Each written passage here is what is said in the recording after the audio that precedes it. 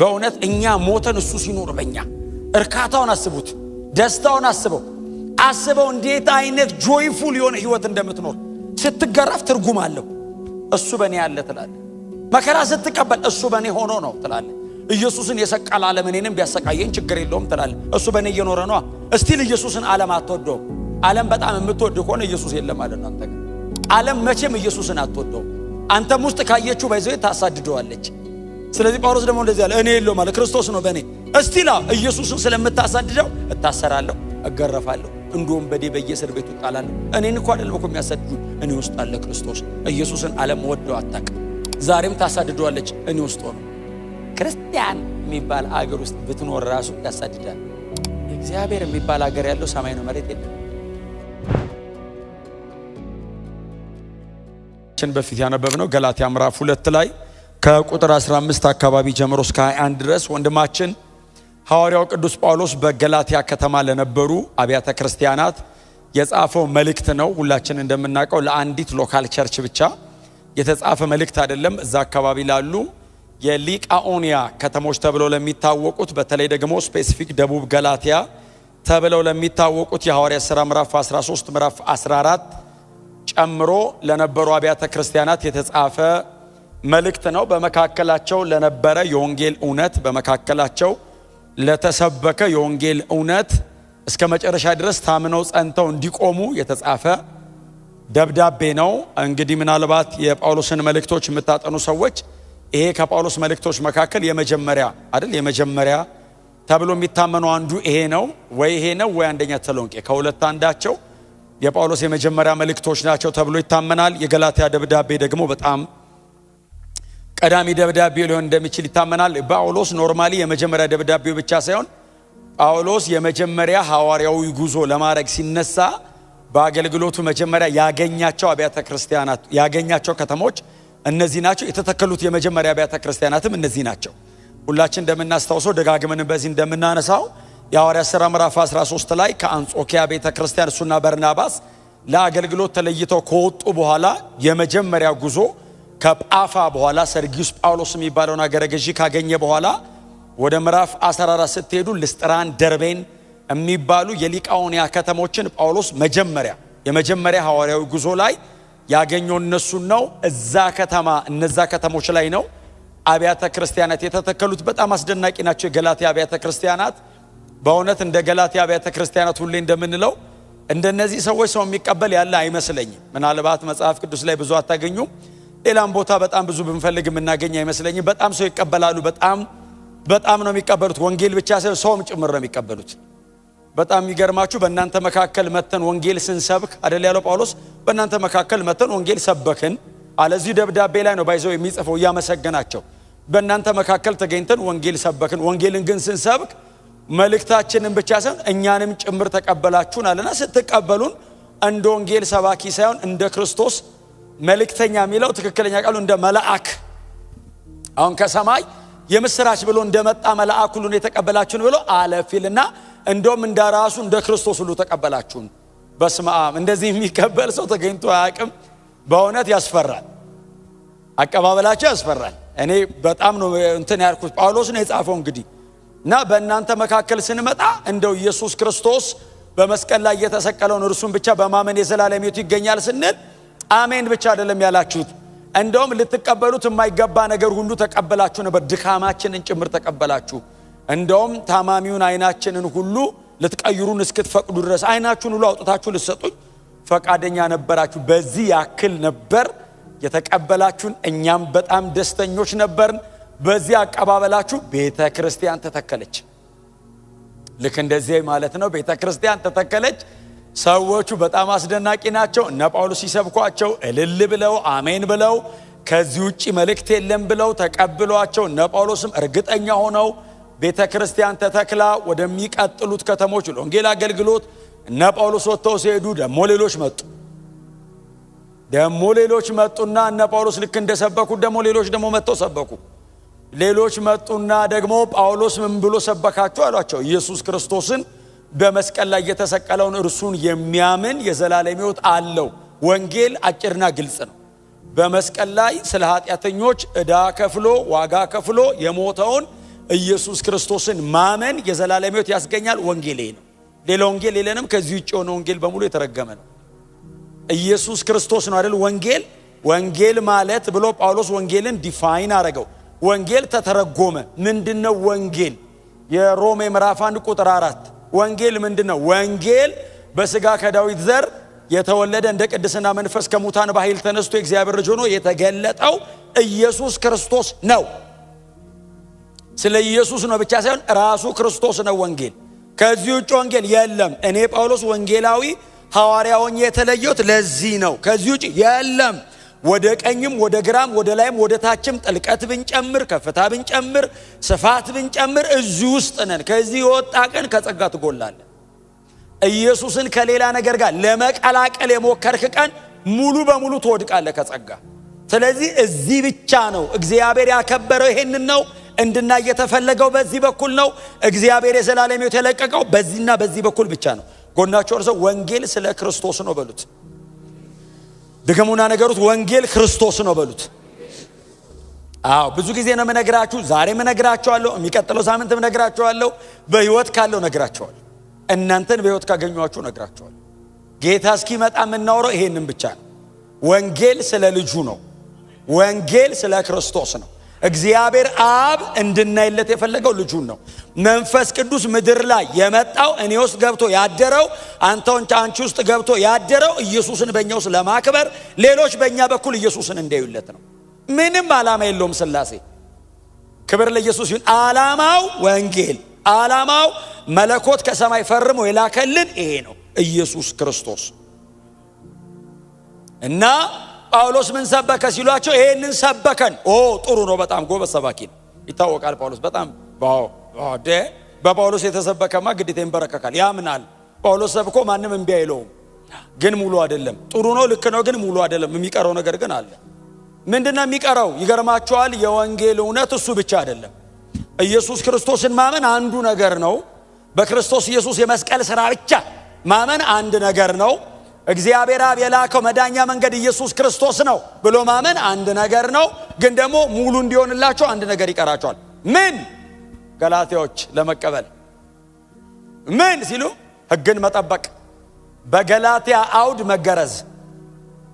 አሕዛብ ናቸው፣ አይሁዳውያን አይደሉም፣ አሕዛብ ናቸው። ስለዚህ አይሁዳውያን ቢሆኑ አይሰብኳቸውም። ኦሬዲ ኪዳን የሚደረግበት ነው። አይሁዳዊ በሙሉ የሚፈጸመው ሥርዓት ነው። አሕዛብ ናቸው። ካልተገረዛችሁ ኢየሱስን ብቻ አምኛለሁ ብለህ ወደ እግዚአብሔር መንግሥት አገባም አሏቸው። ሲሏቸው ገላትያዎች የመቀበል ችግር የለባቸውም። ቅድም እንዳልኳችሁ ሰውን እንደ አምላክ ነው የሚቀበሉት ነው እንዴ? አዎ። አንዳንዱ ምናልባት ከመሃል ብድግ ብሎ ድሮም ሲሰብ ቅር ብሎ ነበር። እንዴት ኢየሱስ ብቻ ይሆናል የሆነ ነገር ሳይቀላቀልበት? እኔ ራሴ ቅርብ በነፃ የዘላለም ሕይወት የሚያክል ነገር እግዚአብሔርን የሚያክል ነገር እንደው ዝም ብዬ ጥልቅለላ አልመሰለኝም ነበር። እናንተ ናችሁ ልክ ብሎ እነዚህንም ሲቀበሏቸው በወንጌል እውነት አለመጽናታቸው ከተነገራቸው እውነት ፈቀቅ ማለታቸውን እነ ጳውሎስ ሰሙ። ለዛ ነው ይሄንን ደብዳቤ የገላትያ ደብዳቤ በቤተ ክርስቲያን ታሪክ ውስጥ የሚታወቀው የተሐድሶ ሰዎች የሚያነሱት የገላትያን ደብዳቤ ነው። እስፔሻሊ ምዕራፍ 2 ቁጥር 16 the magna carta ነው የሚባለው the great charter of Christian liberty የክርስትናችን ነፃነት በጣም ተረጋግጦ የተጻፈበት ደብዳቤ የገላትያ ደብዳቤ ነው። አርነታችን ግሬት ቻርተር ነው ለኛ። እስቲ አሜን በሉ። በጣም ቦልድሊ ጳውሎስ ቀና ብሎ የጻፈው ደብዳቤ ነው። ትንሽ ተናዷል ሲጽፍ። ያው ደብዳቤ የምታነቡ ከሆነ ያስታውቃል በዚህ እንደተናደደ። ሌላ ደብዳቤ ላይ ጳውሎስ መግቢያ ሲጽፍ ሁሌ እኔ ከሌነኝ የጻፉት ከንትን ነው ለእናንተና ይልና በእናንተ መካከል ስላለ እግዚአብሔር እናመሰግናለን አመስግኖ ከዛ ጸልዮላቸው ነው ከዛ ወደ ዋና ሐሳብ ሄደው። እዚህ ጋር እናቴ መግቢያ የለም እኔ ጳውሎስ ነኝ ለገላትያ ቤተ ክርስቲያናት ብሎ to the point ትንሽ ተናዷል። አይጸልይላቸው። እኛ ከሰበክንላችሁ ከዚህ ወንጌል እንዴት ወደ ልዩ ወንጌል እንደዞራችሁ ፈጥናችሁ እንዴት እንደዞራችሁ ደንቆኛል። አስደናቂ ሰው እኛ ሰብከንላቸው ከነበረው ከዚህ ወንጌል ፈጥነው አልቆዩ። ትንሽ እስቲ ቆይ እንነጋገር ሁሉ አላላችሁም። ፈጥናችሁ እንዲመዞራችሁ ደንቆኛል። በጣም ነው የተደነኩት። እንዴ በእናንተ መካከል ስንመላለስ እግዚአብሔር ያንን ሁሉ ተአምራት ያደረገው እንዲህ በከንቱ ነው እንዴ? በእናንተ መካከል ያንን ሁሉ ጊዜ ቁጭ ብለን ስንሰብክ ስለ ክርስቶስ ኢየሱስ ያንን ሁሉ ቃላት እየደረደርን የሰበክነው በከንቱ ነው እንዴ? በሕግም ጭምር እንጸድቃለን ካላችሁ እግዚአብሔር በመካከላችሁ በመንፈስ የሰራው ሥራ በሙሉ ዜሮ ሊሆን ነው ማለት ነው። የተቀበላችሁትን ሕይወት በሙሉ በዜሮ ልታጣፉት ነው ማለት ነው። ጳውሎስ ትንሽ ዲስአፖይንት ሆኗል እና ይሄንን ደብዳቤ ሲጽፍ ከሐዋርያት ሥራ ምዕራፍ 15 እና ምዕራፍ 14 መሃል ላይ ይመስላል። ምክንያቱም ምዕራፍ 2 የሐዋርያት ሥራ ምዕራፍ 15 ነው። የኢየሩሳሌም ጉባኤ ባይዘወይ ምዕራፍ 13 ተለይተው ወጡ፣ ስብከት ጀመሩ። ምዕራፍ 14 ሙሉ በሙሉ ገላትያ ነው። ምዕራፍ 15 በገላትያ ምክንያት የተሰበሰበ ጉባኤ ነው። የሐዋርያት ሥራ ምዕራፍ 15 የኢየሩሳሌም ጉባኤ በገላትያ ቤተክርስቲያን ምክንያት የተሰበሰበው ገላትያ ቸርች ላይ በተፈጠረ የትምህርት ችግር። ልምምድ በጣም ከባድ ነገር እንደሆነ አውቃለሁ። በፍጹም አትሳሳቱ በልምምድ። የሐሰት ትንቢትም በጣም የሰው ሕይወት እንደሚበጠብጥ አውቃለሁ። ከትምህርት ግን አይበስም። እዚህ ቤት የሰበሰበን ትንቢት አይደለም፣ ትምህርት ነው። ክርስቲያን ያረገን የሰማኑ የእውነት ዕውቀት ነው። ያ የእውነት ዕውቀት የተበረዘ ቀን እምትኖርለትን ነገር ነው የሚወስድብህ። የዘላለም ሕይወት አለ ብለን እኮ ተሰብስበን አንድ ላይ ምንጸልየው እምንዘምረው እንደዚህ ድፍን 2 ዓመት ሙሉ በትዕግስት እየተማርን ቁጭ የምንለው እኮ የሰማኑ የእውነት ዕውቀት እዚህ ውስጥ እኮ በፈጠረው ተስፋ ነው። ኢየሱስ ዳግም ይመጣል የሚል ተስፋ እኮ ውስጣችን ስላለ ነው። ኢየሱስ አይመለስም የሚል ትምህርት እዚህ ውስጥ ቢቀላቀልብህ አትመጣም። ተስፋ ሁሉ ይጠፋብሃል። በህይወት መኖር እንደማይችል ታውቃላችሁ። ሰው ከወንጌል እውነት ውስጥ የነበረ ሰው ፈቀቅ ካለ ምን መሄጃ አለ? ምን ተስፋ አለ? እምትኖሩለትን ነገር ነው የሚወስዱባችሁ። አይምሮአችሁን እግዚአብሔር በወንጌል ይጠብቅ። በጤናማ ትምህርት እግዚአብሔር ይሸፍናችሁ። ስለዚህ የተሰራ ግንባታ ነበር፣ የተገነባ ቅጥር ነበር። በህይወታቸው ላይ የተሰበከ ወንጌል ነበር። ፈረሰ። ሙሉ በሙሉ ነው ባይዘው የፈረሰው። ኢየሱስ ሲደመር ሌላ ነገር ብለን ከተሰባበክን የመጀመሪያው ሙሉ በሙሉ ነው ባይዘው ዲሞሊሽ የሚሆነው። ምክንያቱም ኢየሱስ ከሌላ ነገር ጋር አይዳበልም። ወንጌል ከሌላ ነገር ጋር ተቀላቅሎ ሐፋፍ አይቻልም። ወንጌል ብቻውን ነው። አይ እንቀላቅል ካላችሁት ኖ ብቻዬን ነው የሚለው። አይ ብቻን አያዋጣኝም ካልከው ሙሉ በሙሉ ነው የምትተው። ሌላ ነገር መዳበል ይችላል፣ ወንጌል አይዳበልም። የክርስቶስ የአዳኝነቱ ሥራ ካንተ ጥረትና ከሕግ ጋር አይደመርም። ኢየሱስ ብቻውን ያድናል። ይሄ የዳንበት ነው፣ የጸናንበት ነው፣ እምንሄድበት ነው። ሰማይ ከእግዚአብሔር ጋር ለዘላለም እምንኖረው በዚህ ነው። ይሄንን ገንብተው ሰርተው አስተካክለው ተውቦ ደምቆ ደስ ብሏቸው ሄዱ። ፈረሰ። ሲፈርስ ለተሐድሶ የተጻፈ ደብዳቤ ነው። ሊያድስ ጳውሎስ የጻፈው ደብዳቤ ኖ። በጣም ብዙ ጊዜ እናንተ የምትጠቅሱ ጥቅስ አለ፣ የአዲስ ኪዳን አማኝ በሙሉ የሚጠቅሰው እኛ ከሰበክንላችሁ ከዚህ ወንጌል ውጪ የትኛው ነው ወንጌል? ክርስቶስ ኢየሱስ በመስቀል ላይ ስለ ኃጢአተኞች ሞተ። አንደኛ ቆሮንቶስ ምዕራፍ 15 ለስቲያው ቁጥር 1 እና 2 እንደዚህ ይላል። ቁጥር 1 አሁንም ወንድሞች ሆይ የሰበኩላችሁና የተቀበላችሁትን ደግሞም ጸንታችሁ የቆማችሁበትን ወንጌል ላሳስባችሁ እወዳለሁ። ምን ያላችሁበትን? አንደኛ የተሰበከላችሁን፣ ሁለተኛ የተቀበላችሁትን፣ ሶስተኛ ጸንታችሁ የቆማችሁበትን ወንጌል ላሳስባችሁ እወዳለሁ። ምንድነው ጳውሎስ የሰበከላቸው ወንጌል? የዚህች ቤተክርስቲያን የዕድሜ ዘመን መሪ ጥቅሳችን ጳውሎስ የሰበከው እሱን ነው። አይሁድ ምልክትን ይሻሉ፣ የግሪክ ሰዎች ጥበብን ይሻሉ፣ እኛ ግን የተሰቀለውን ክርስቶስን እንሰብካለን። እምናድገው እዚህ ላይ ነው፣ እምንበስለው እዚህ ላይ ነው። እምንኖረው ለዚህ ነው፣ መሞት ካለብን እምንሞተው ለዚህ ነው። ምንም ነገር ህይወቴን ሊወስድ አይገባውም፣ ኢየሱስ ግን ይገባዋል። ጳውሎስ እንደዚህ ይላል፣ የሰበኩላችሁን ወንጌል ተሰብኮላችኋል። ቀጥሎስ የተቀበላችሁትን ሌላ ጸንታችሁ የቆማችሁበትን ላሳስባችሁ እወዳለሁ፣ አስታውሳችኋለሁ። ሪማይንደር ነኝ ላስታውሳችሁ። ምንድነው ጳውሎስ በእናንተ መካከል 18 ወር ሲቀመጥ 1 ዓመት ከ6 ወር ሲቀመጥ ኢየሱስ ክርስቶስን ያውም የተሰቀለውን ብቻ እንጂ ሌላ ነገር ላለማወቅ ቆርጬ ነበር። የሰበኩት ይሄን ነው። 1 ዓመት ከ6 ወር አሁንም ገላትያ ቤተክርስቲያን ሌላ ወንጌል አልሰበከም ጳውሎስ። ይሄንን የሰበከው እኛ ከሰበክንላችሁ ከዚህ ወንጌል የተለየ ማንም ቢሰብክ ማማ ለምሳሌ ማማ ቢሰብክ ሌሎች አንደኛ ቀጥሎ እኛ ቀጥሎ የሰማይ መልአክ ማንም ማለት ነው። ስጋዊ አካል የያዘ መሬት ላይ ያለ ፍጥረታዊ ሰው ብቻ ሳይሆን መንፈሳዊ አካላት የሰማይ መልአክም ጭምር ከዚህ ወንጌል ውጪ ሌላ ቢሰብክ ምን ያለ ይሁን? የተረገመ ይሁን። ከዚህ ወንጌል ነው ፈቀቅ ያሉት። ማንም ቢሰብክ የተረገመ ይሁን ካለ ወንጌል ፈቀቅ አሉና ኢየሱስ ሲደመር የሕግ ስራን መጠበቅ ብሎ ሲያስተምሯቸው አሜን ብሎ ተቀበሉ። ስሙኝ፣ ይሄ ግብዝነታቸው የድረስ እንደሄደ ታውቃላችሁ? ጴጥሮስ ድረስ ሄደ። ኬፋ ሁሉ በግብዝነታቸው ተሳበ ይላል። ባይዘው ጴጥሮስ ማለት የኢየሩሳሌም ቤተክርስቲያን የመጀመሪያቱ ቸርች ተካይ።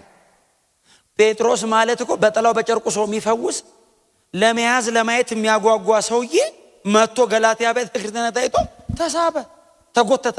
አዎ በርናባስም ጭምር ተጎተተ ይላል። በርናባስ ምንድነው? የጳውሎስ ሲኒየር፣ ጳውሎስን ወደ አገልግሎትና ወደ ቅዱሳን ህብረት የቀላቀለ ሰውዬ እሱ ጭምር ተሳበ ይላል። በግብዝነታቸው እዩት ጥንካሬው የድረስ እንደሄደ ማማንን እንደማረከ እዩት። ኢየሱስ ሲደመር ሕግን መጠበቅ ነው ሲሉ ትንሽ ኮምፕሮማይዝ አደረጉ እነ ጴጥሮስ። ባይዘዌ ከቁጥር 15 ጀምሮ እስከ 21 ድረስ ለጴጥሮስ ነው የተጻፈው። እኛ በፍጥረታቸው ኃጢአተኞች የሆኑ አሕዛብ አይደለንም አለው ጳውሎስ። እኛን እኮ ነው በፍጥረታችሁ ኃጢአተኞች የሆናችሁ አሕዛብ አለም ጳውሎስ። እኛ አለ ጳውሎስ ጴጥሮስን እኮ ነው። እሺ አለው በፍጥረታቸው ኃጢአተኞች የሆኑ አሕዛብ አይደለንም። ምን ማለት ነው? የአባቶች መስመር ሕግ የተሰጠው ያ ሁሉ የብሉይ ኪዳን ታሪክ የተሰራው በእኔና ባንተ በኩል ነው አለው። ሕጉ ተሰጥቶናል። አዎ እኔና አንተ ሕግ የተቀበልነው እኔና አንተ ዋናዎቹ ሕግን በመጠበቅ ካልዳንን አሕዛብ እንዴት ሕግን ጠብቀው ይድናሉ እኮ ነው። ሕግ የተሰጠ ሰው የራሱ ሕግን ጠብቀ አድንም አለው። እንኳን ሕግ ያልተሰጠው ሰውዬ ወዴት እንደሚወስደው ይሳቡን። ጳውሎስ ቀጥታ ለኛ ቢሰብከን ኖሮ አይሁድን አይጨምርም ሊሉት ነው። ከአይሁድም አማዱን ሰው ያመጣው አንተና እኔ ዋና ነን አለው። አዎ አሕዛብ አይደለም ማለት ጳውሎስ አይደለም፣ የተርሴስ ሰው ነው። አይሁዳዊ በመወለድ አይሁዳዊ ነው። አንተንም አውቃለሁ። እዛ የእንትና ሀገር ሰው ነው ጴጥሮስ፣ የቅፍርናሆም የገሊላ ሰው ነው። በፍጥረት በትውልድ እናትም አባትም አይሁዳውያን ናቸው። አዎ ሕግን በመጠበቅ ነው የኖርከው። አዎ ከሕፃንነት ጀምሮ ሕግን እየተማርክን ያደከው። አዎ አይ ስትማር የኖርከው ሕግ አያድንህም አለው። አንተን እንኳን አሕዛብ አይሁድ ጠብቆ ካልዳነ እኔ እናንተ ፈጽመን አንድንም ወቀው። እስቲ አሜን በሏ። አይሁዳዊ እንደነዚህ አይነት ሪቹዋልስን አድርጎ ማይድን ከሆነ የትኛውም አሕዛብ አይድን። የጳውሎስ ባይዘው እንትኗችን ነች። በቃ የወንጌል ኮርች ናት። ሁሉም የሰበኩት ይሄንን ነው። ጳውሎስ በጣም አደገኛ ስለሆነ ነው። አመጣጡ ከባድ ነው። ሰውየው ዕውቀቱ ትንሽ ጠንካራ ነው። እግዚአብሔር ደግሞ ጥበብ ሰጥቶታል። አሁን ጴጥሮስ ምን ይሰማል? ዝም ብላችሁ ሳሉት። አሁን ገላትያ ምዕራፍ 2 ነው ጴጥሮስ ያነበው። በፍጥረታቸው ኃጢአተኞች የሆኑ አሕዛብ አይደለንም እኔ እናንተ ሲል አዎ ነው የሚለው። ባይዘው አዎ ትክክል ነው። በፍጥረታቸው ኃጢአተኞች እንደሆኑ አሕዛብ አይደለንም ብሎ ጴጥሮስ ወዴት ዞር ይላል? ወደ ገላትያ ቤተክርስቲያን ዞራል። አዎ እንደዚህ አይደለም። ጴጥሮስ ከማጋ ሳይድ አድርጎ እንደሚያወራ ታውቃለህ? ከያዕቆብ ዘንድ ነው የመጣነው ከኢየሩሳሌም ቤተክርስቲያን ያሉ የተወሰኑ ወገኖች አሉ። ይሄንን ጉሮሯቸውን አንቀው ሕግን በመጠበቅ ጭምር ነው ምድነው ብለው እየሰበከሉ የተወሰኑ አሉ።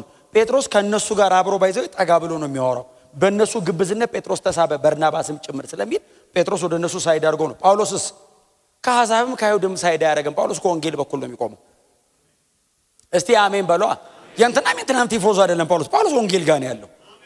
አሕዛብም ካልተቀበለ አድንም ነው የሚለው። ለአሕዛብ እያዳላ እንዳይመስልህ፣ የሆነ ቦታ ያዳላ ይመስላል። ለአሕዛብ እያዳላ አይደለም። ባይዞ የአይሁድን ህጋዊነት ወይንም ይሄ ሌጋሊስቲክ የሆነውን ህይወታቸውን ጳውሎስ ወደ ብርሃን እያወጣ እንጂ ለኛ እያዳላ አይደለም። ምክንያቱም አንዳንድ የሐዋርያት ሥራ ክፍሎች ላይ መጀመሪያ ጳውሎስ ሲገባ የሚሰብከው ባይዞ ቸርች አይመጣም። ጳውሎስ መጀመሪያ ምኩራብ ነው የሚሄደው። ምኩራብ ሄድና አስቀድሞ ለአይሁዳዊ ነው የሚለው ለጳውሎስ ራሱ የመጣለት መልእክት መጀመሪያ ለአይሁድና ለአሕዛብ ከዛ ለነገስታቶቻቸው ነው የሚለው ባይዞ። ስለዚህ ጳውሎስ ኦርደር አያዛባም። የትም ከተማ ከገባ ምኩራብ ነው የሚፈልገው። ለምን? አስቀድሞ ለአይሁዳዊ ነው የተባለው ለሱ።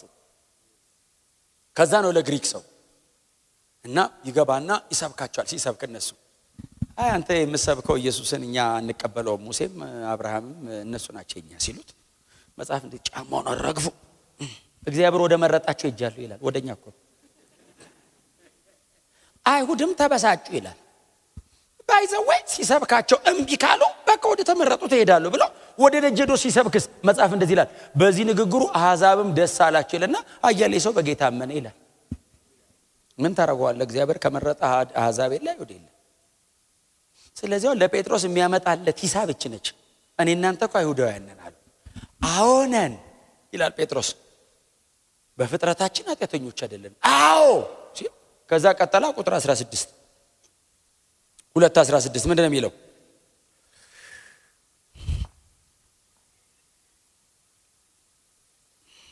ሰው በኢየሱስ ክርስቶስ በማመን እንጂ ሕግን በመጠበቅ እንደማይጸድቅ እናውቃለን። እነማ? አይሁድ። እኔ እናንተ አይሁድ ክርስቲያንስ እኔና አሁን ባይዘው እያወራ ያለው እኛን በኋላ ላይ ነው የሚያመጣን። አሁን ጳውሎስና ጴጥሮስ መሃል አይሁዳውያን ቅዱሳን መካከል ያለ ነው። አንዳንድ አይሁድ ከዛ መተው የተለየ ፕሪቪሌጅ አለን አይነት አሉ ቸርች ውስጥ። አሕዛብና እኛ አንድ ላይ አንቀመጥም፣ ያልተገረዘ ጋር እኔ አልቀመጥም፣ እንደውም እንዳትነካው ምናምን ሲሉ ጳውሎስ እንደዚህ ያለው በክርስቶስ ኢየሱስ በማመን እንጂ ሕግን በመጠበቅ እንደማይጸድቅ እናውቃለን። ስለዚህ ሕግን በመጠበቅ ሳይሆን በክርስቶስ በማመን እንጸድቅ ዘንድ እኛም ደግሞ አይሁዳውያን ምን ብለናል? በክርስቶስ ኢየሱስ አምነናል።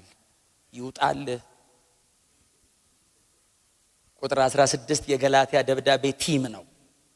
ቲም ይሄ ነው። ይሄና ምዕራፍ 5 ቁጥር 1 በነጻነት ልንኖር ክርስቶስ ነጻ አወጣ። ዳግመኛ በባርነት ቀንበር አትያዙ። ሰው የባርነት ቀንበር ሲባል ትዝ የሚለው አጋንንት ምናን እየጮኸ ሲወጣ አይደለም። ኢየሱስ ሲደመር ሕግን መጠበቅ ነው ባርነት። እንደገና ደገማችሁ እንዳትያዙ። ለምን? በነጻነት ልንኖር ክርስቶስ ነጻ አውጥቶናል። ክብር ለኢየሱስ ይሁን። አይ ልጣር ካልክ አትድንም። በክርስቶስ ካልክ ምንም ሳታዋጣ የዘላለም ሕይወት አለ። እመን በልጅ አምኛለሁ ድነሃል። እንዲህ ዝም ብለህ በነጻ በነጻ አንተ እዚህ የሚያንጠባጥ ምን ይሰራላል? የደም ላብ ያላበላል።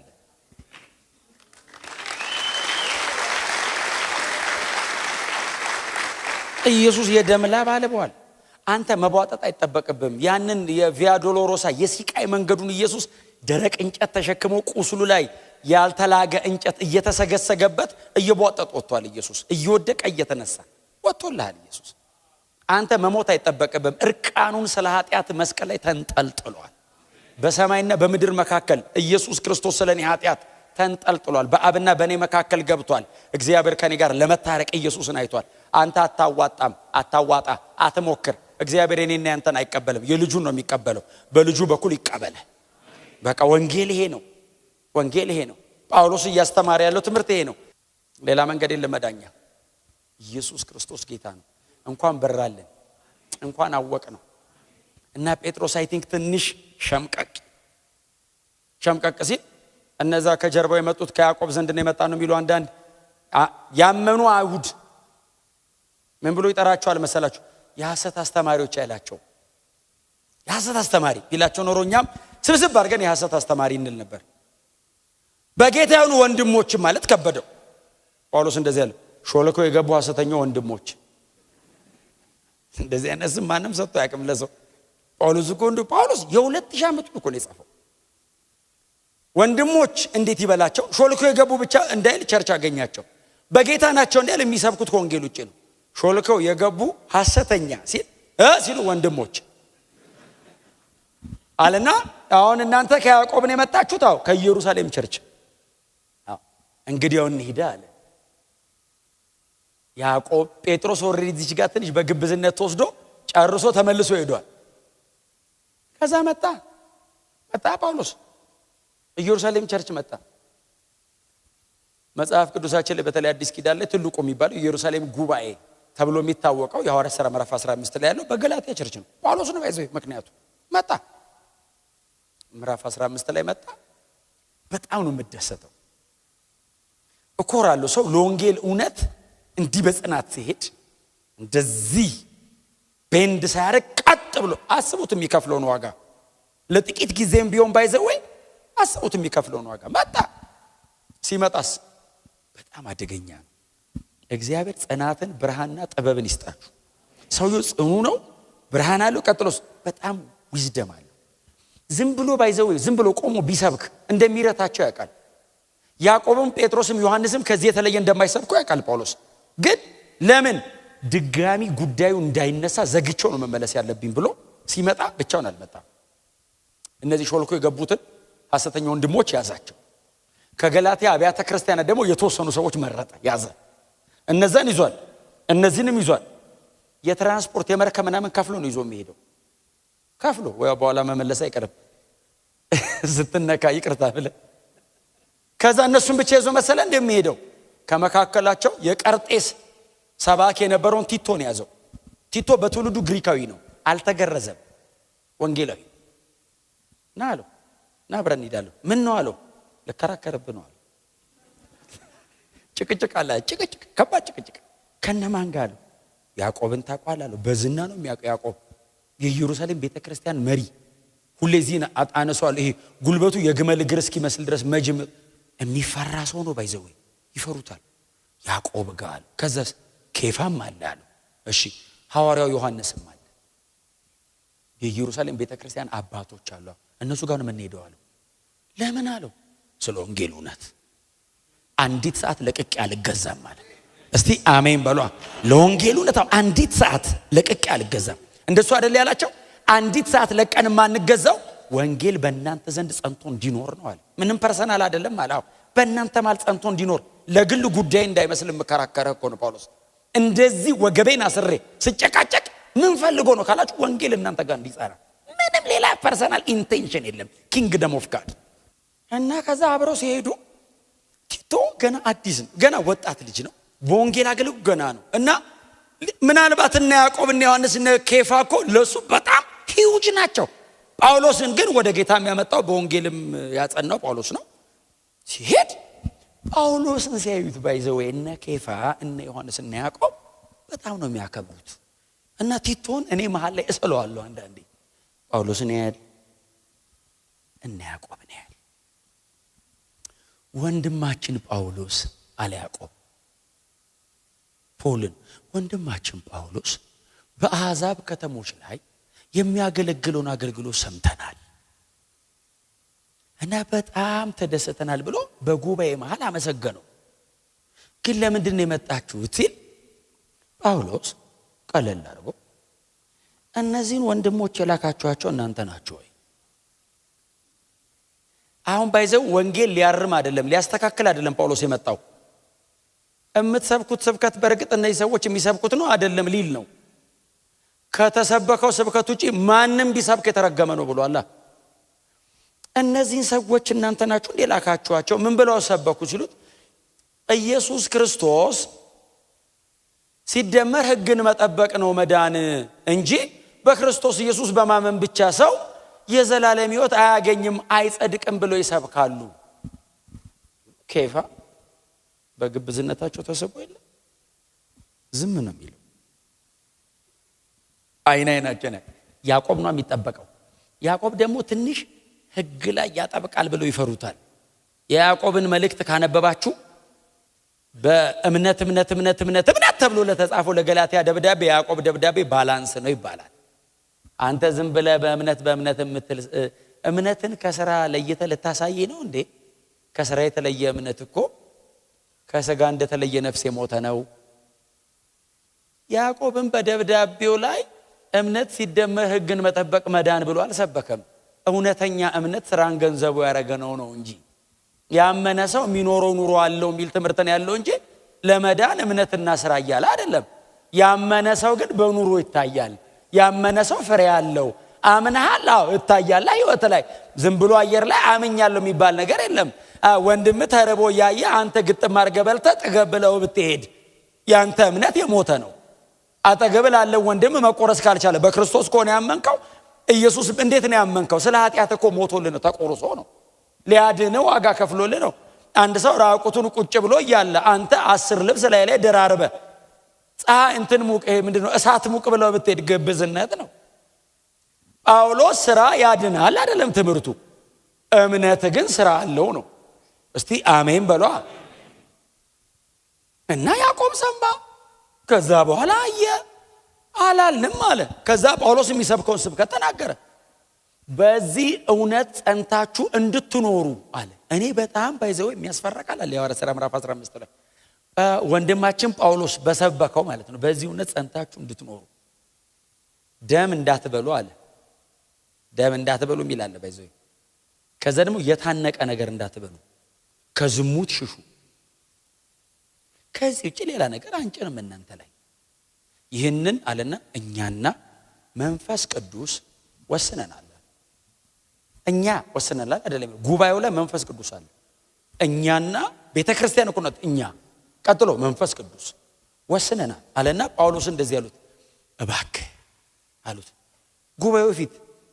እሺ አለ። ምንድነው ሲል ስብከት በጣም አስደናቂ ነው። በመንገድ ግን ድሆችን አስብ።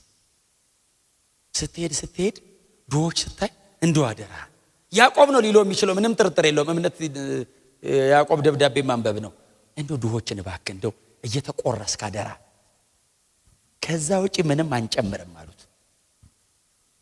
የገላትያ ቸርች የፈረሰባትን የወንጌል እውነት መልሶ ለማነጽ የተጻፈ ደብዳቤ ነው። በእናንተ መካከል ከክርስቶስ ኢየሱስ ውጪ የሆነ ቀን በእንትንም ጭምር የሚል ነገር ከመጣ ውስጣችሁ አፍርሱ በእግዚአብሔር ቃል። የለም ሌላ በክርስቶስ ኢየሱስ አምነን እንደምንጸድቅ አውቀናል። ከዛ ውጪ የለም። አይሁዳዊ ነህ፣ መምህር ነህ፣ ስትራመድ ጥላ እየተፈለገ በወሰካና በወሳንሳ ምናምን የታመመ እየተቀመጠ ይፈወሳል። አገር በሙሉ በጣም ይፈልጋል። ጨርቅ ሰውነትን የነካ ሌላ ቦታ ሄዶ አጋንንት ያወጣል። አዎ በክርስቶስ ኢየሱስ በማመን ካልሆነ በቀር እንደማንጸድቅ አውቀናል። ይሄ ሁሉ ትርምስና ከበባ አያድንህም አለው ለጴጥሮስ። እና በክርስቶስ ኢየሱስ በማመን ብቻ እንደምንጸድቅ ክብር ለኢየሱስ ይሁን። እንዳልኳችሁ ነው። የኛ ኤፈርት ያስደስተናል። የኛ ኤፈርት ኢየሱስ ብቻ አያድንም። እንትንም ሲደመር ሲባል ሰው አያያይ ይልና ግን ውስጡ ምን ይለዋል? ልክ ነው እኮ አንተም አዋጣ ሞክር እንጂ። ይሄንን በወንጌል እውነት ማሸነፍ አለብን። ከክርስቶስ ኢየሱስ ውጪ ሌላ መዳኛ የለንም። በክርስቶስ ኢየሱስ አምኖ ብቻ ሰው ይድናል። የሚቀጥሉት ቁጥሮች ከዚህ ጋር የተያያዙ ሐሳቦች ናቸው። ምናልባት ዛሬ እሱን ብዙ አልናገረውም። የሚቀጥሉ ቁጥሮች ጳውሎስ ቀጥሎ ያለው እሱ ነው ለጴጥሮስ። ያፈረስኩትን መልሼ የምገነባ ከሆነ ከንቱ ነው እንዴ? አንተ አስቀድመ በክርስቶስ ኢየሱስ በማመን ብቻ ነው ብለ የሕግ ሥራና ምናምንን በሙሉ አፍርሰሃል ነበር እንዴ? አዎ። ዛሬ መልሰህ ታንጻለህ እንዴ? ያፈረስከው እንዴት ዛሬ ብድግ ብለ በክርስቶስ ኢየሱስ ማመንና ደሞ ብለ እንዴት በሌላ ግብዝነት ትሳባለህ? ኖ ያፈረስከው መልሰህ አትገንባ። ከንቱ እንዳይሆን ስራ በዛን ቀን ይቃጠልብሃል እና በዚሁ ጸንተ ቀጥል። በቃ እውነተኛ እምነት ግን በክርስቶስ ኢየሱስ ያለ እምነት ግን የዘላለም ሕይወት እንደሚያስገኝ እናውቃለን። በዚህ ጽና። እኔ ያውኛ አልኖርም አለው አለው። ሕግን ከመጠበቅ አንፃር የተጠቀሰ ጥቅስ ነው ባይዘው። እኔ አሁን ያውኝ እኮ አልኖርም አለው እና ክርስቶስ በእኔ ይኖራል። አሁን በምድር የምኖረው ኑሮ በእግዚአብሔር ልጅ በክርስቶስ ኢየሱስ ላይ ባለኝ እምነት የምኖረው ነው። ሌላ ነገር አድርጌ ለመዳን አልሞክርም። በክርስቶስ አምኜ ከዳንኩ በኋላ እንደገና ደግሞ በሌላ ኖ ከነጭራሹ እኔ ሕያውኝ ያለው ነው ቸርች ስመጣ ክርስቶስ ነው በእኔ የሚኖረው። እዚህ ድረስ ነው ሄደው ጳውሎስ ለሕግ ሥራ በሕግ በኩል ሞቻለሁ። ሰው ሕግን በመጠበቅ እንደማይጸድቅ ሞቼን የተገላገልኩት በጥረቴ እንደማልድን ስለ ጳውሎስ ብዙ ጊዜ ስላወራን ዛሬ ደግሜ መናገር አይተበቀብኝም። ሕግን በመጠበቅ ያለ ነቀፋ የኖርኩ ፈሪሳዊ ነኝ ብሏል። ሕግን በመጠበቅ የኔ አይነት የለም እኮ አለ። በጳውሎስ ያምራል ታውቃለህ ስብከቱ። የኔ አይነት የለም አለ። ሂድ ጠይቅ ተመስክሮልኛል። ሐናና ቀያፋ ይፈርማሉ እንደዚህ አይነት ሕግ ጠባቂ የለም ብለው። ያንን ሁሉ ሕግን በመጠበቅ ሰውዬ ሕግን በመጠበቅ እንደማይጸደቅ አውቄያለሁ። እና አንተ ከ10 1 እየጠበቅ 9 እየተሳሳትክ የምትኖር ሰውዬ እንዴት ነው ሕግ በመጠበቅ የምትለው? እኔ 9 ከ10 የማመጣው ሰውዬ ራሱ አልድንም። ያንን ሁሉ ጠብቄ እንደማልጸድቅ ገብቶኛል። አንተስ ሲጀመር የትኛው ነው የምትጠብቀው? አትጠብቅም። አሳጥማጅ አይደለ እንዴ? አትችለው። እኔ አሳጥማጅ አይደለም ፈሪሳዊ ነኝ። የተመሰከረ ፈሪሳዊ የሕጉ መምህር ነኝ። ቀጥሎ ጠባቂ ነኝ። ቀጥሎስ ሕጉን እንዲጠብቁ አስጠባቂም ነኝ። ቆሜ ያለው እየጠበቀ ነው አይደለም። የሚሳሳት ካለ ስነ ስርዓት ያዝ እሏለሁ ቆሜ። አድራጊ ብቻ አይደለም ሰው እንዲያደርግ ሁሉ ማስገደድ ነኝ። ፈሪሳዊ በጣም ሩቅ ነው ሹመቱ። በፈሪሳዊ ሌቭል ነው። ፈሪሳዊ ነበር። እኔ ትንሽ ይቀረኛል የምለው ሰው የራሱ ብሞላት አልድንም። ብደፍናት 10 ከ10 ባመጣት አልድንም። ወቃዋለሁ እና ቸርች መጥተህ ታዲያ ምንድነው የምትታገለው? አረን እየታገልኩ አይደለም። ሕያውኝ ራሱ አልኖርም። ክርስቶስ ነው በእኔ የሚኖረው። ያንን ሕይወታው ሩቅ አስቀምጬ አልኮረጀውም። ጌታና ውስጤ ገብቶ እንዲኖር ፈቅጄለታለሁ። ለኔ ሕይወት ክርስቶስ ነው። ለኔ ሕይወት ክርስቶስ ነው። እንደዚህና እንደዛ ብለን ተነጋግረን የምንግባባው ነገር ብቻ አይደለም። እሱ በእኔ ውስጥ ገብቶ የሚኖረው ነው። እሱ ግን በእኔ እንዲኖር እኔ መሞት አለብኝ። የኔን ሉዝ ሳረግ የሱን ጌን አረጋለሁ። እኔም እሱም አንድ ላይ ተያይዘን አይደለም። እኔ ሞቼ እሱ ነው የሚኖረው። እንደ እግዚአብሔር አይነት ለክብሩ የሚጠነቀቅ አምላክ የለም። ባይዘው እግዚአብሔር ከእንትና ጋር መኖር አልፈልግም፣ እንትና የሚባል ጣዖት አስወግድ፣ እንትና የሚባል ማን አይደለም ይለ። ካንተም ጋር መኖር አልፈልግም፣ አንተ ሙትና እኔ ልኑር ነው የሚለ። እኔ ኃጢአተኛ ነኝ፣ ከኃጢአተኛ ጋር እንዴት ነው የሚኖረው? ልግደልህ ይላል። ፈቃደኛ ነኝ ካልክ አንተ ሙታ እኔ ልኑር ነው የሚለ። ካንተ ጋር ራሱ አይኖርም፣ ገሎ እሱ ነው ባንተ የሚኖረው። አሜን በሏ። ከሰይጣን ጋር ከጣዖት ጋር ከሆነ ነገር ጋር ካንተ ጋር ራሱ አንተ ሞተ እሱ ነው ባንተ የሚኖረው። እኔ አልኖርም። በፈቃዱ የሞተ ፈቃደኛ እኔ አልኖርም። ክርስቶስ በእኔ። አንተ ደግሞ ጳውሎስ ትንሽ አከረርከው። እያዩ አይደል እኛ መሃል እንደ ያለው የት ነው የሞትከው አለ አይደል እንዴ ሲለው፣ አሁን በምድር ምኖረው ኑሮ እሺ በእግዚአብሔር ልጅ በክርስቶስ ኢየሱስ ላይ ባለኝ እምነት ምኖረው እንጂ ሌላ የቀረ የለም። እና እስኪመጣ እየጠበቅኩት ነው። በእኔ ውስጥ የክብር ተስፋ ሆኖ አለ። አንድ ቀን ደግሞ በክብር ይገለጣል። ያኔ በሙላት እቀላቀላለሁ፣ እገባለሁ። እስከዛ ድረስ የምኖረው በእሱ ላይ ባለኝ እምነት። ምንም መሬት የለውም ሰውየው ታውቃለህ። ተንጠልጥሎ ሰማይ ገብቷል። መሬት ላይ እሱ ነው በእኔ እየኖረ ያለው ይላል። እግዚአብሔር እንደዚህ አይነት የህይወት ሙላት ይስጣል። በእውነት እኛ ሞተን እሱ ሲኖር በእኛ እርካታውን አስቡት፣ ደስታውን አስበው እንዴት አይነት ጆይፉል የሆነ ህይወት እንደምትኖር። ስትገረፍ ትርጉም አለው። እሱ በእኔ ያለ ትላለህ። መከራ ስትቀበል እሱ በእኔ ሆኖ ነው ትላለህ። ኢየሱስን የሰቀለ ዓለም እኔንም ቢያሰቃየኝ ችግር የለውም ትላለህ። እሱ በእኔ እየኖረ ነው። እስቲል ኢየሱስን ዓለም አትወደውም። ዓለም በጣም የምትወድ ከሆነ ኢየሱስ የለም ማለት ነው አንተ ጋር። ዓለም መቼም ኢየሱስን አትወደውም። አንተም ውስጥ ካየችው ባይዘው ታሳድደዋለች። ስለዚህ ጳውሎስ ደግሞ እንደዚህ ያለ እኔ የለው ማለት ክርስቶስ ነው በእኔ። እስቲላ ኢየሱስን ስለምታሳድደው እታሰራለሁ፣ እገረፋለሁ፣ እንደውም በየእስር ቤቱ ጣላለሁ። እኔን እኮ አይደለም እኮ የሚያሳድዱኝ፣ እኔ ውስጥ አለ ክርስቶስ። ኢየሱስን ዓለም ወደው አታውቅ። ዛሬም ታሳድደዋለች እኔ ውስጥ ሆኖ። እናንተም ባይዘው እንደዛ ከሆናችሁ እሱ ነው ጣፈንታችን። ክርስቲያን የሚባል አገር ውስጥ ብትኖር ራሱ ያሳድዳል። የእግዚአብሔር የሚባል አገር ያለው ሰማይ ነው፣ መሬት የለም። ዓለም ሁሉ በክፉ እንደተያዘ እናውቃለን የሚል ጥቅስ አንብባችኋል። አንዴ ማለት ዓለም ሁሉ የትም ካንተ ውጪ በሙሉ በክፉ ተይዟል። አንተ እግዚአብሔር ነህ። አጠገብ ያለው በዚህ ተይዟል፣ እዛ ደጅ ያለው ጎን ለጎን እኮ እያወራ እኮ ነው ቁጭ ብለህ ታወራለህ እንዴት ነው ወንድሜ ምናምን ሻይ ጠጣል እሱ በክፉ ተይዞ አንተ በደጉ ተይዝ ሁለት ዓለም እኮ ነው ታውቃለህ አንተ በቃ እኩለ ቀን ፀሐይ ላይ ነው እሱ እኩለ ሌሊት ላይ ነው ብራዘር ናውጣ ብላ አውጣው ናውጣ አንተ ምን ተለጨለማ ውስጥ የት ጋር ይላል አይታየውም ጨለማ ውስጥ እኮ ምንም ነገር አይታየም ታውቃለህ አንተ ብርሃን ላይ ስለሆንክ ነው የምታየው እሱ የፈለገውን እየሰራ አይወቀስም አንተ የሆነች ነገር ስታረግ አንተ እንደዚህ ለምን ታረጋለህ ይላል አንተ ብርሃን ላይ ነው ይታየዋል እሱስ የፈለገውን አርጎ ምንም አይመስለው ካንተ ጋር ትንሽ መንገድ ናስቲ ይለና እየሄድክ ያለ መሐል አንተ ጴንጤ አይደለ እንዴ ይላል አስጀምሮ መሐል ላይ ስትደርስ በእናንተ እምነት ይፈቀዳል ይላል ለምን መሰለ ብርሃን ላይና ይታዩዋል ኢየሱስ ለራሱም አይታየውም አንተም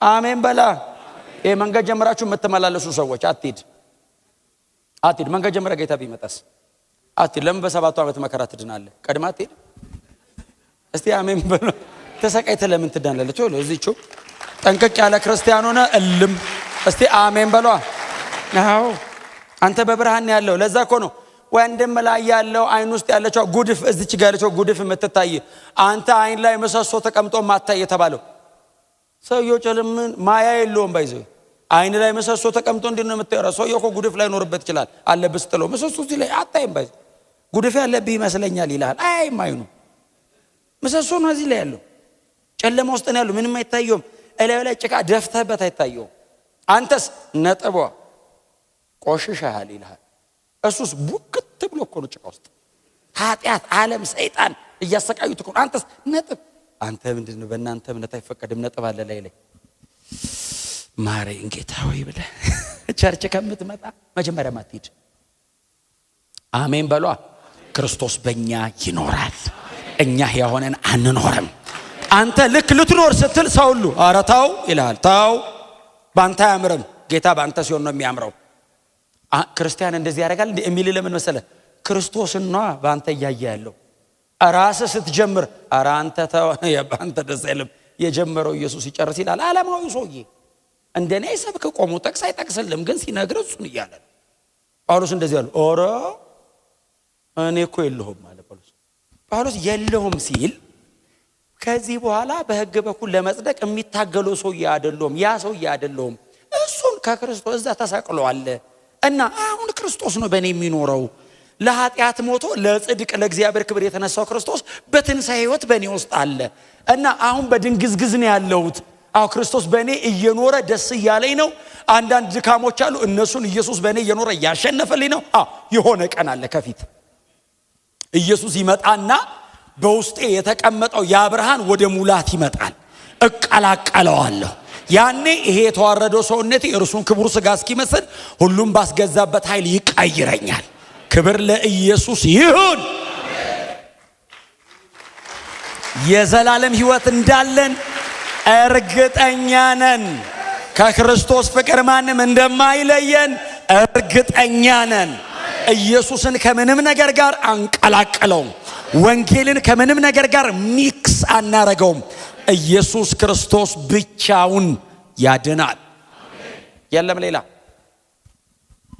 እንግዳው ነው የመጣ ካለኛ መካከል ዛሬ ምናልባት ሰው ጋብዟችሁ የመጣችሁ እስቲ ደሞ ለይ ብላችሁ የመጣችሁ እንደው ጥሩ ናቸው ብላችሁ የመጣችሁ ሰዎች ካላችሁ የለም ሌላ በእውነት የጥሩ ሰው ስብከት አይደለም ይሄ ተጠንቅቀን የጻፍነው ታሪክ አይደለም አምላክ ከሰማይ ወርዶ የኖረው ሕይወት ነው በክርስቶስ ኢየሱስ ወደ ምድር መምጣት የተገለጠ እውነት ነው ይሄ ወደዚህ ጌታ ስንጠራችሁ ወደ ሆነ ነገር አይደለም ወደ ሕይወት ነው እየጠራናችሁ ያለነው የዘላለም ሞት የተሰበረው በክርስቶስ ብቻ ነው ማንንም ሊሰብረው አይችልም ኢየሱስ ብቻ ነው የሰበረው ይሄንን እንዴት ነው ማገኘው በነፃ ክርስቶስ ኢየሱስን በመቀበል በነፃ ኢየሱስ ክርስቶስ ብቻ ጌታ